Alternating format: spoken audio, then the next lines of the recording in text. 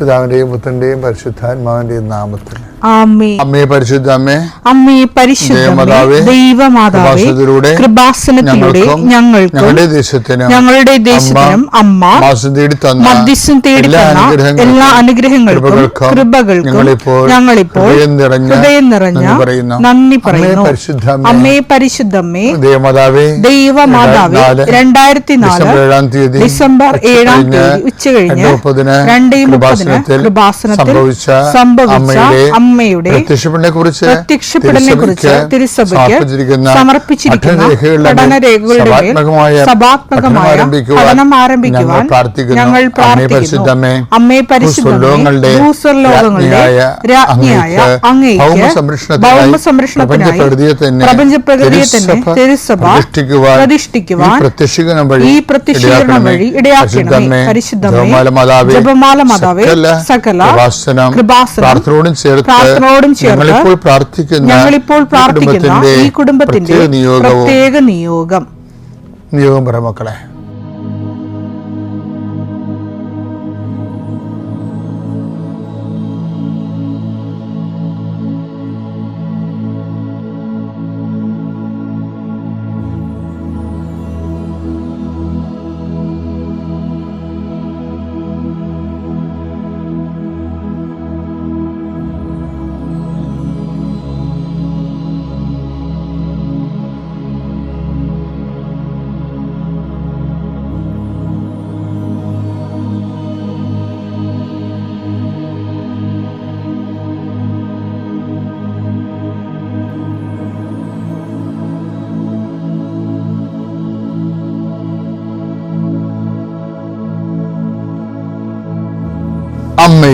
അമ്മയുടെ പ്രത്യക്ഷീകരണത്തിന്റെ ഈ അനുഗ്രഹവേളയിൽ ഞങ്ങൾക്ക് സാധിച്ചു തരുവാൻ കനിയണമേ.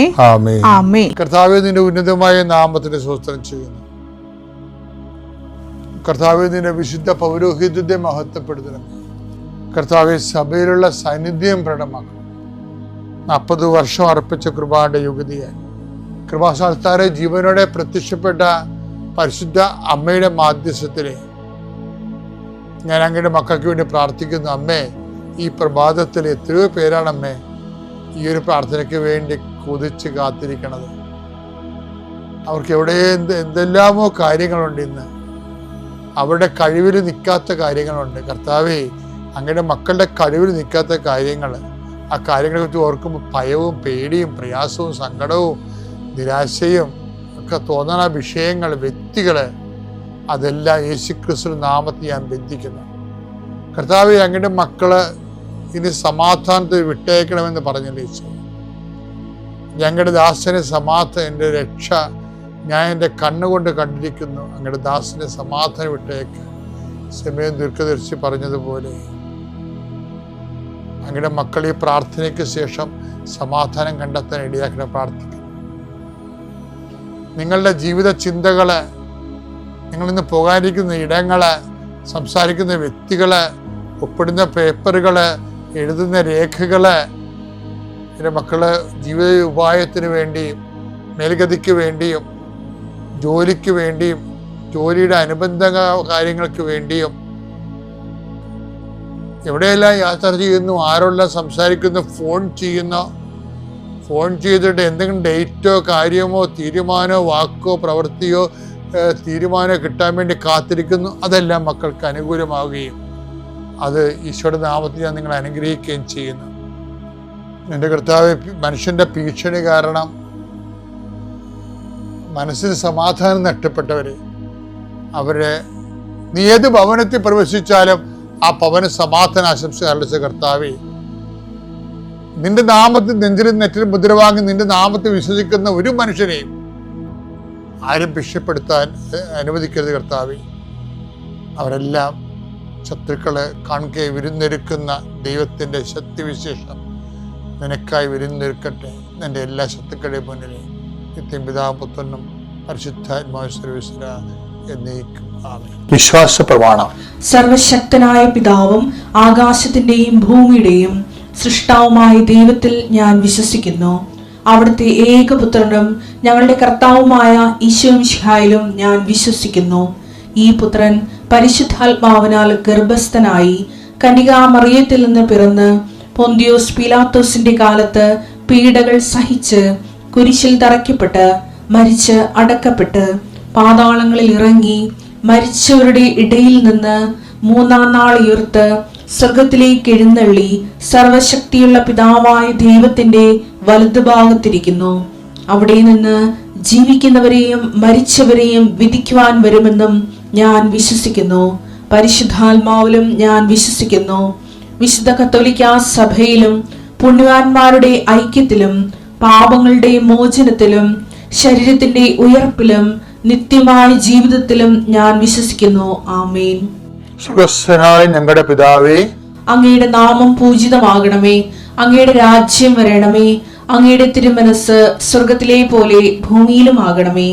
അന്നു വേണ്ടുന്ന ആഹാരം ഇന്ന് ഞങ്ങൾക്ക് തരണമേ. ഞങ്ങളോട് തെറ്റ് ചെയ്യുന്നവരോട് ഞങ്ങൾ ക്ഷമിക്കുന്നത് പോലെ ഞങ്ങളുടെ തെറ്റുകൾ ഞങ്ങളോടും ക്ഷമിക്കണമേ. ഞങ്ങളെ പ്രലോഭനത്തിൽ ഉൾപ്പെടുത്തരുതേ, തിന്മയിൽ ഞങ്ങൾ രക്ഷിക്കണമേ. ആമേൻ. നന്മ നിറഞ്ഞ മറിയമേ, സ്വസ്തി. കർത്താവ് അങ്ങയുടെ കൂടെ സ്ത്രീകളിൽ അങ്ങ് അനുഗ്രഹിക്കപ്പെട്ടവളാകുന്നു. അങ്ങയുടെ ഉദരത്തിൻ ഫലമായി ഈശോ അനുഗ്രഹിക്കപ്പെട്ടവനാകുന്നു. പരിശുദ്ധ മറിയമേ, തമ്പുരാന്റെ അമ്മേ, പാപികളായ ഞങ്ങൾക്ക് വേണ്ടി ഇപ്പോഴും ഞങ്ങളുടെ മരണസമയത്തും തമ്പുരാനോട് അപേക്ഷിക്കണമേ. ആമേൻ. എൻ്റെ പ്രിയരെ, നമ്മൾ ഇന്ന് കാണുന്ന വചനം 2 ദിനവൃത്താന്തം 20:15. യഹസിയേൽ പറഞ്ഞു, യൂദായിലും ജെറുസലേമിലും വസിക്കുന്നവരും യഹോഷാഫാത്ത് രാജാവും കേൾക്കട്ടെ. കർത്താവ് നിങ്ങളോട് അരുളി ചെയ്യുന്നു, നിങ്ങൾ ഭയപ്പെടേണ്ട. നിങ്ങളല്ല ദൈവമാണ് പൊരുതുന്നത്. നാളെ അവർക്കെതിരെ പുറപ്പെടുക. അപ്പൊ എന്റെ വിഷയത്തിന് ഞാൻ ഇന്നലെ പറഞ്ഞു നിർത്തിയില്ലേ, എന്താ കാര്യം? ഈ ടെൻഷൻ അടിക്കുമ്പോൾ നമ്മൾ അതിനെ പ്രാർത്ഥിക്കുന്നു. ആ പ്രാർത്ഥിക്കുന്ന സമയത്ത് ചില സമയത്ത് ടെൻഷൻ മാറിയ പോലെ തോന്നണമെന്നില്ല. പക്ഷെ ഒരു ഫ്രൂട്ട് ദൈവമായിരിക്കും നിശ്ചയിക്കുന്നത്. കാര്യം ഈ ദിവസങ്ങളിലൊക്കെ നമ്മൾ പ്രാർത്ഥിക്കുന്നതിൻ്റെ ഇടയ്ക്ക് ജെറീക്കോയിലേക്കുള്ള പ്രവേശനം ഉണ്ടല്ലോ, ജെറീക്കോയിലേക്കുള്ള പ്രവേശനം. അപ്പം അതായത് ഈ ഇസ്രായേൽ മരുഭൂമിയിൽ നിന്ന് ജോർദാൻ കടന്ന് അപ്പുറത്തേക്ക് എത്തണത് ജെറിക്കോയിലേക്കാണ് എത്തണത്. അപ്പോഴെന്താണ്? അവിടെ അന്തിമ യുദ്ധമാണ്. ഇവര് വലിയ ഇസ്രായേലിനേക്കാൾ വലിയ വ്യവസ്ഥാപിതമായ ആയുധ പരിശീലനവും യുദ്ധജീവിതവും ഒക്കെ ഉള്ള ആൾക്കാരാണ്. ഇസ്രായേൽ ഇങ്ങനെ കൈകിട്ടിയ അരിവാളൊക്കെ ഇട്ട് ഇങ്ങനെ സഞ്ചരിക്കണം എന്നല്ലാതെ അവർക്കത് പരിശീലിക്കാൻ, അതുപോലെ തന്നെ വ്യവസ്ഥാപിതമായിട്ടൊരു നിലപാട് നിന്നുകൊണ്ട് ആക്രമിക്കാൻ അങ്ങനെയൊക്കെ ഒന്നും അത്രയുള്ള അവസ്ഥ അല്ല. പക്ഷെ ഇവരെന്നാ ചെയ്യണമെന്ന് വെച്ച് കഴിഞ്ഞാൽ ഇവർ ഈ വാഗ്ദാന പേടകവുമായി, അതായത് ദൈവത്തിൻ്റെ സാന്നിധ്യവുമായി ഇതിനെ വലം വെക്കുകയാണ്. വലം വെക്കുമ്പോഴാണ് ഇത് മോസസിൻ്റെ നിന്ന് കിട്ടിയ ഒരു ഉപദേശമാണ് അവർക്ക്. ഇത് പുറപ്പാട് തുടങ്ങണ കാലത്ത് മോസസ് പറയുമായിരുന്നു, നിങ്ങളെ എല്ലാ കാര്യങ്ങളും നിങ്ങൾ തന്നെ ചെയ്യണമെന്ന് ധരിക്കരുതെന്ന് പറയും. മോസസ് അങ്ങനെ പറഞ്ഞിട്ടുണ്ട്. പുറപ്പാട് തുടങ്ങിയപ്പോൾ തന്നെ മോസസിന് അറിയാം നമ്മുടെ കൈപ്പിടി ഒതുങ്ങാത്ത ഒത്തിരി പ്രശ്നങ്ങൾ ഉണ്ടാകുമെന്ന്. നമ്മുടെ ജീവിതത്തിൽ അങ്ങനെയാണ്, നമ്മുടെ കൈപ്പിടി ഒതുങ്ങാത്ത കുറേ പ്രശ്നങ്ങൾ വരും. അപ്പോൾ ദൈവത്തിൻ്റെ ഒരു നിലപാട് ആദ്യമേ മോസസിനോട് ദൈവം പറയും, മോസസ് അവരോട് പറയണം എല്ലാ വിഷയവും നമ്മുടെ കൈപ്പിടിയിൽ ഒതുങ്ങുമെന്ന് ഉള്ള ധാരണ തിരുത്തണം. അത് തെറ്റിദ്ധാരണയാണ്. എല്ലാ വിഷയവും നമ്മുടെ കൈപ്പിടിയിൽ ഒതുങ്ങത്തില്ല. അപ്പോൾ മോസസ് അവരെ വിളിച്ചിട്ട് പറഞ്ഞ് എല്ലാ വിഷയവും നമ്മുടെ കൈപ്പിടിയിൽ ഒതുങ്ങുമെന്നും പറഞ്ഞ് നിങ്ങൾ ധരിച്ച് യാത്ര തുടങ്ങരുത്. പല വിഷയങ്ങളും നമ്മുടെ കൈപ്പിടിയിൽ ഒതുങ്ങത്തില്ല. പിന്നെ എവിടെ ഒതുങ്ങും? അത് കർത്താവ് നിങ്ങൾക്ക് വേണ്ടി യുദ്ധം ചെയ്യും. അതാ വിഷയം. നമ്മൾ ഒറ്റക്കല്ല ഈ യാത്ര. കർത്താവ് നിങ്ങൾക്ക് വേണ്ടി യുദ്ധം ചെയ്യും. നിങ്ങൾ മൗനമായിരുന്നാലും മതി.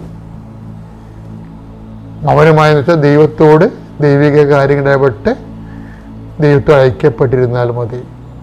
അതിൻ്റെ ഒരു വേർഷനാണ് ഈ 2 ദിനവൃത്താന്തം 20:15 പറയണത്. അതൊന്നൊരു വായിച്ചേ. കർത്താവ് നിങ്ങളോട് അരുൾ ചെയ്യുന്നു, കർത്താവ് നിങ്ങൾ അരുൾ ചെയ്യുന്നു, നിങ്ങൾ ഭയപ്പെടേണ്ട, നിങ്ങൾ ഭയപ്പെടേണ്ട, നിങ്ങളല്ല ദൈവമാണ് പൊരുതുന്നത്, ദൈവമാണ് പൊരുതുന്നത്. നാളെ അവർക്കെതിരെ പുറപ്പെടുക. അതായത് നിങ്ങളല്ല, ദൈവമാണ് പൊരുതുന്നത്. ഇത് ബൈബിൾ ഇടയ്ക്കിടയ്ക്ക് ഇങ്ങനെ അനുസ്മരിപ്പിക്കുന്ന ഒരു സാധനമാണ്. കർത്താവ് നിങ്ങൾക്ക് വേണ്ടി യുദ്ധം ചെയ്യും, നിങ്ങളല്ല, ദൈവമാണ് പൊരുതുന്നത്. അപ്പം ഇങ്ങനെ ഏതെങ്കിലും കാര്യം നമ്മുടെ കൺട്രോളിൽ നിന്ന് പോയാൽ അപ്പോഴും നിനക്ക് പറയാൻ കഴിയണം, ഞാനല്ല, ദൈവമാണ് എനിക്ക് വേണ്ടി പൊരുതാൻ പോകുന്നത്. ആ ഒരു ബോധ്യത്തോടുകൂടി വേണം നീ യാത്രകളെ ദൈവാധിഷ്ഠിതമായി മുന്നേറ്റാൻ. പിതാവിൻ്റെയും പുത്രൻ്റെയും പരിശുദ്ധാത്മാവിൻ്റെയും നാമത്തിൽ. 15 ദിവസമായിട്ടുള്ളൂ. മൂത്തവൾ അവിടെ ആരുമില്ല, മൂത്തതൊരു കുഞ്ഞുണ്ട്.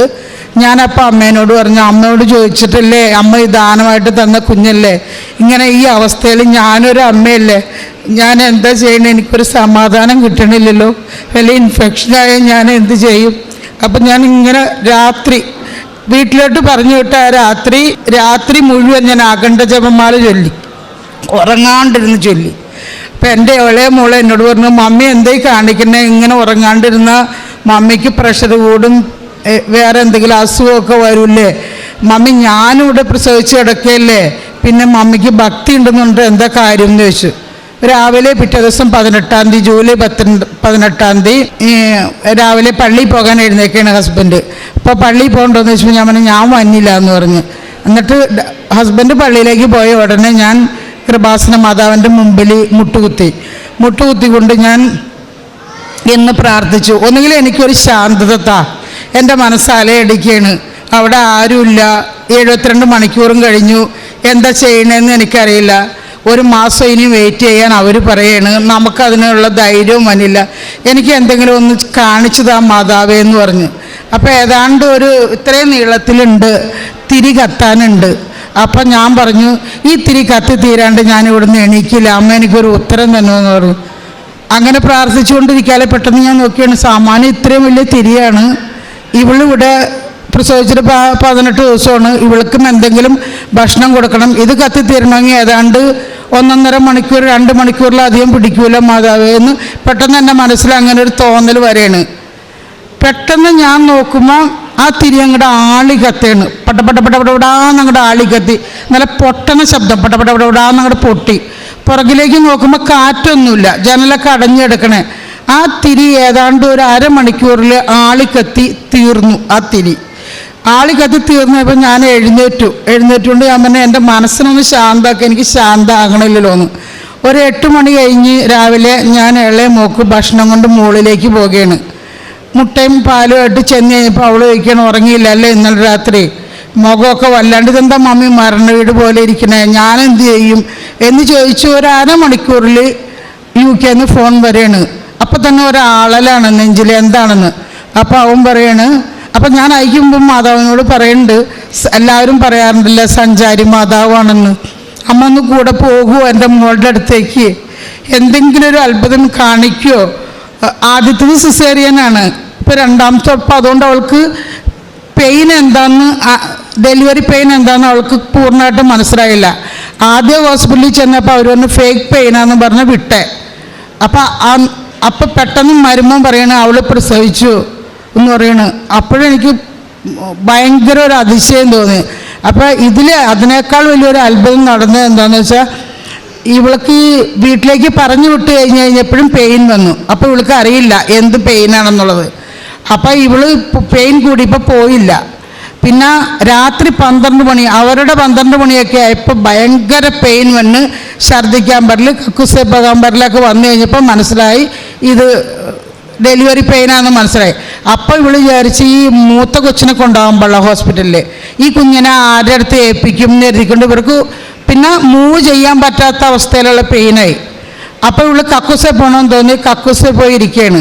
ഇരുന്ന് കഴിഞ്ഞപ്പോൾ എൻ്റെ മരുമോൻ അവരുടെ ഡോക്ടർ അവിടെ വിളിച്ചു കഴിഞ്ഞപ്പോൾ അവർ ഇങ്ങനെ സിംറ്റമൊക്കെ ചോദിച്ചു കഴിഞ്ഞപ്പോൾ പറഞ്ഞു ഉടനെ കക്കൂസെന്ന് കൊണ്ടുവന്ന് ബെഡിൽ കിടത്താൻ പറഞ്ഞു. ബെഡിൽ കൊണ്ടുവന്ന് കിടത്തി കഴിഞ്ഞപ്പോൾ അവർ ചോദിച്ചു, അപ്പോൾ ഇവൻ പറഞ്ഞ് കൊച്ചിൻ്റെ തല കാണുന്നുണ്ടെന്ന് പറഞ്ഞു. അപ്പോൾ അവരൊന്ന് പുഷ് ചെയ്യാൻ പറഞ്ഞു. അപ്പോൾ എൻ്റെ മരുമൻ പറഞ്ഞു എനിക്കിത് അറിയില്ല, ഞങ്ങൾ മെഡിക്കൽ ഫീൽഡല്ല, ഞാൻ എൻജിനീയറാണ്, എനിക്ക് എന്താ ചെയ്യണമെന്ന് അറിയില്ല. അത് പറഞ്ഞു നിങ്ങൾ ഭയപ്പെടേണ്ട, ഞങ്ങൾ ഉടനെ എത്തിക്കൊള്ളാമെന്ന് പറഞ്ഞു. അപ്പോഴത്തേനും കൊച്ചിൻ്റെ തല പുറത്തേക്ക് തള്ളി. രണ്ടാമത്തെ അപ്പത്തേനും ഇവള് പറയേണ്ട ആരോ കതകിൽ തട്ടണ്ടെന്ന്. വെറും 2 മിനിറ്റിൽ ഒരു 2 മിനിറ്റിൽ ഒരു കാർ ആംബുലൻസ് എത്തി. ഇവൻ ഓടിച്ചെന്ന് താഴേക്ക് ചെന്നിടയ്ക്ക് സ്റ്റെയർ കേസ് ഇറങ്ങി താഴെ വീണു. അവിടെ നിന്ന് ഇറങ്ങി ഓടി കതക് തുറന്നപ്പോഴത്തേനും അവർ വന്നപ്പോഴത്തേനും അവർ പുഷ് എന്ന് പറഞ്ഞപ്പോഴത്തേനും രണ്ടാമത്തെ പുഷിൽ കൊച്ച് പുറത്ത് വന്നു. അത് കഴിഞ്ഞ് അവർ എന്നെ എല്ലാം ചെയ്ത് കഴിഞ്ഞപ്പോഴാണ് ഇവൻ എന്നെ ഒരു 8:30 വിളിക്കുമ്പോഴാണ് എന്നെ വീഡിയോ കാണിച്ചു തരും വീട്ടിലാണ് പ്രസവിച്ചതെന്ന് പറഞ്ഞ്. അപ്പോഴാണ് ഞാൻ കറക്റ്റ് ആ തിരി കത്തിച്ച് നിന്ന് മാതാവ് ഒരു അത്ഭുതം കാണിക്കണമെന്ന് പറയണ ആ നേരത്താണ് അവളവിടെ പ്രസവിക്കുന്നത്. ആ തിരി ആളിക്കത്തുന്ന സമയത്ത് 7:54 അവിടെ പ്രസവിച്ചത്. ആ സമയത്ത് നമ്മുടെ സമയം 7:54, അവരുടെ സമയം 2 സംതിങ് 4.5 മണിക്കൂർ വ്യത്യാസം ഉണ്ടായിരുന്നു. വെളുപ്പിന് 3:15 അങ്ങനെ 3:15 എന്തോ നമ്മുടെ സമയം 3:24 അവരുടെ സമയം, നമ്മുടെ സമയം 7:54 ഈ പ്രസവിക്കുന്നത്. കറക്റ്റ് ഞാൻ ആ മുട്ടുകുത്തി നിന്ന് പ്രാർത്ഥിച്ച നേരത്താണ് ഇത് സംഭവിക്കണേ ഈ പ്രസവം. അതൊരു വലിയ അനുഗ്രഹമാണ്. കാരണം കുഞ്ഞുങ്ങൾ ഉണ്ടാവാൻ സാധ്യത കുറവാണെന്ന് പറഞ്ഞു കൊടുത്തിലാണ് ഒരു മരുന്ന് കൂടാണ്ട് ഈ തൈലം ഉപയോഗിച്ച് ഇങ്ങനെ ഉണ്ടായത്. അത് കഴിഞ്ഞ് ഞാൻ എൻ്റെ ടിക്കറ്റ് മാറ്റി ജൂലൈ 12 ഞാൻ അവിടെ ചെല്ലുകയാണ്. കാരണം കുഞ്ഞ് 10 ദിവസമായിട്ട് പ്രീമച്ചർ ബേബി ആയതുകൊണ്ട് മഞ്ഞപ്പിത്തമായിരുന്നു. അവിടെ ചെന്ന് കഴിഞ്ഞപ്പോഴും വീട്ടിലേക്ക് അവർ പറഞ്ഞു വിട്ടു എപ്പോഴും അവിടെ നിന്ന് ഹോസ്പിറ്റലിൽ നിന്ന് ആൾ വരും നോക്കാൻ. നോക്കിക്കഴിഞ്ഞപ്പോഴും മഞ്ഞപ്പിത്തം 45 ദിവസമായിട്ടും കുഞ്ഞിന് മഞ്ഞപ്പിത്തം കുറയുള്ള. അപ്പം ഞാൻ ഈ ഉപ്പിട്ട് കുഞ്ഞിനെ തുടയ്ക്കുമായിരുന്നു. എന്നിട്ട് ഒരത്ഭുതം കാണിക്കണേന്ന് പ്രാർത്ഥിക്കുമായിരുന്നു. അപ്പോൾ എപ്പോഴും ടെസ്റ്റ് ചെയ്തപ്പോൾ ഈ മഞ്ഞപ്പിത്തത്തിൻ്റെ ബിൽഡ്രൂമിൻ്റെ അളവ് നോർമലായിരുന്നു, പക്ഷേ കുഞ്ഞിന് മഞ്ഞപ്പിത്തം ഉണ്ടായിരുന്നു. എനിക്ക് പക്ഷേ ടെൻഷൻ കൂടി. അപ്പോൾ ഒരു ദിവസം കുളിച്ച് കഴിഞ്ഞപ്പോൾ എനിക്ക് ഭയങ്കര തലവേദന തോന്നിയപ്പോൾ അതിക്ക് മുൻപ് ഞാൻ ഇവിടെ വന്ന് ഉടമ്പടി എടുത്തതിന് ശേഷം എനിക്ക് ഇയർ ബാലൻസ് ആയിട്ടാണ് ഞാൻ ഇവിടെ വന്നത്. ആദ്യത്തെ 1 മാസമൊന്നും ഞാൻ കൃത്യമായിട്ടൊന്നും പാലിച്ചിരുന്നില്ല എന്നുള്ളതാണ് സത്യം. പിന്നീട് എനിക്ക് ഇയർ ബാലൻസ് ഒരുവിധം കാക്കാനായിട്ടുള്ള എല്ലാ ENT-നെയും ഞാൻ പോയി കണ്ടു. കുറയാണ്ടായി കഴിഞ്ഞപ്പോൾ ഞാൻ ജപമാല ചൊല്ലാൻ ആരംഭിച്ചു. ആ ജപമാല ഒരു ശനിയാഴ്ച 16:10 ജപമാല ഉപവാസം എടുത്ത് ചൊല്ലിക്കൊണ്ട് ഞാൻ പറഞ്ഞ് ഇനി ഞാനൊരു മരുന്നും കഴിക്കില്ല, അമ്മയ്ക്ക് ഇഷ്ടമുണ്ടെങ്കിൽ എന്നെ ഗുണപ്പെടുത്താൻ പറഞ്ഞു. അപ്പോൾ ഉപവാസം വെച്ച് വൈകുന്നേരം ഞാൻ പള്ളിയിൽ പോയി കുർബാന കഴിഞ്ഞ് വന്നു. പിന്നെ ഞാൻ കിടന്നുറങ്ങി. നേരെ വെളുത്ത് നോക്കുമ്പോൾ പിന്നീട് എനിക്ക് ഇയർ ബാലൻസ് ഇതുവരെ വന്നിട്ടില്ല. ഈ സമയം വരെ എനിക്ക് ഇയർ ബാലൻസ് വന്നിട്ടില്ല. അങ്ങനെ അത് കഴിഞ്ഞാണ് ഞാൻ UK പോണത്. UK പോയി കുഞ്ഞിന് മഞ്ഞപ്പിത്ത എന്ന് കണ്ടതുകൊണ്ടോ എനിക്കറിയില്ല, എന്തുകൊണ്ടാണെന്നറിയില്ല, എനിക്ക് പെട്ടെന്നൊരു ദിവസം ഭയങ്കര തലവേദന. നോക്കുമ്പോൾ എനിക്ക് 104/180 പ്രഷർ. അപ്പോൾ അവർ എന്താ ചെയ്യേണ്ടതെന്ന് ചോദിച്ചപ്പോൾ എനിക്ക് അന്യനാടായതുകൊണ്ട് ഒരു പേടി വന്നു. നമ്മൾക്ക് അവിടെ എന്തെങ്കിലുമൊക്കെ ആയിക്കഴിഞ്ഞാൽ ഭയങ്കര പൈസയാണ്. അപ്പം ഞാൻ അന്ന് ആസ്പത്രി പോകാമെന്ന് പറഞ്ഞ് ഈ പ്രസവിച്ച് കിടക്കണ മോളും 2 കുഞ്ഞുങ്ങളും തനിയെ എന്നെക്കൊണ്ട് മരുമകൻ ഹോസ്പിറ്റലിൽ ചെന്നു. അവിടുത്തെ നിയമം അനുസരിച്ച് അവരൊന്നും നമ്മളെ നോക്കില്ല. അവിടെ ഓരോരോ സ്ഥലത്ത് മാറി നമ്മുടെ പ്രഷർ ടെസ്റ്റ് ചെയ്യും. അപ്പോൾ അതൊരു 104 110 200 ആയി. വേറെ സ്ഥലത്ത് പോയി ഇവരുടെ ടെസ്റ്റിങ് അങ്ങനെ നോക്കി രാത്രി 9:30 വരെ ആയി. അപ്പോൾ തന്നെ എനിക്ക് 120 222 ആയി. അപ്പോൾ അവർ എൻ്റെ എല്ലാ ബ്ലഡ് ടെസ്റ്റ് ചെയ്യണം, എനിക്ക് ഹാർട്ട് അറ്റാക്ക് വരാൻ ചാൻസാണ്, സ്ട്രോക്ക് വരാൻ ചാൻസാണെന്ന് പറഞ്ഞാൽ അവരൊന്നും തന്നില്ല. മരുന്ന് തരാണ്ടായി കഴിഞ്ഞപ്പോൾ എനിക്ക് ഒന്നുകൂടെ ടെൻഷൻ കൂടിയാണ്. കാരണം ഇവിടെ മഞ്ഞപ്പിത്തം കുഞ്ഞുങ്ങളും തനിയെ മരുമോൻ എൻ്റെ കൂടെ കൂട്ട് എന്ത് ചെയ്യുന്നു. അപ്പോഴും ഞാൻ ഏറ്റവും അവസാനം നിങ്ങൾ ഇതുവരെയുള്ള ട്രീറ്റ്മെൻറ്റ് പൈസ വേണ്ട, ഇനി ഒരു കാർഡിയാക് ഡോക്ടറെ കാണണം, അവിടെ പോകണമെങ്കിൽ നിങ്ങൾ എഴുതി ഒപ്പ് വയ്ക്കണം, ആംബുലൻസ് എല്ലാം നിങ്ങൾ ചിലവാക്കണം, നല്ല എമൗണ്ട് വരുമെന്ന് പറഞ്ഞു. അപ്പോൾ വീട്ടിലോട്ട് കൊണ്ടുപോക്കോട്ടെ എന്ന നാട്ടിലേക്ക് കയറ്റി വിടാമെന്ന് പറഞ്ഞപ്പോൾ അവർ പറഞ്ഞു അത് പറ്റില്ല, ചിലപ്പോൾ സ്ട്രോക്ക് വരാൻ ചാൻസ് ഉണ്ട്, ഹാർട്ട് അറ്റാക്ക് വരാൻ ചാൻസ് ഉണ്ടെന്ന് പറഞ്ഞു. അപ്പം അതേ ഇപ്പം ഞാൻ പറഞ്ഞു, അപ്പോൾ ഒരു പഞ്ചാബി ഡോക്ടറായിരുന്നു. അപ്പോൾ ഞാൻ പറഞ്ഞു എനിക്കൊരു 2 ഗുളികയെങ്കിലും താ, എന്നാലല്ലേ എൻ്റെ കുറയോ ഇല്ലയോ എന്ന് അറിയാൻ പറ്റുള്ളൂ എന്ന് പറഞ്ഞു. അവസാനം അവരെനിക്കൊരു 10:30 2 ഗുളിക തന്നു, ഗുളിക കുറയാൻ വേണ്ടി. എന്നിട്ട് എന്നെ ഒരു റൂമിലേക്ക് മാറ്റും, അത് തുടങ്ങി ബില്ലൊക്കെ ഇടണമെന്ന് പറഞ്ഞു. റൂമിലേക്ക് മാറ്റണമെങ്കിൽ കുറേ ബിൽഡിങ്ങിൻ്റെ ഉള്ളിൽ കൂടെ ഒക്കെ പോയി ഒരു റൂമിലേക്ക് മാറ്റി കഴിയുമ്പോൾ അവർ എന്നെ വീണ്ടും ECG എടുക്കണമെന്ന് പറഞ്ഞു.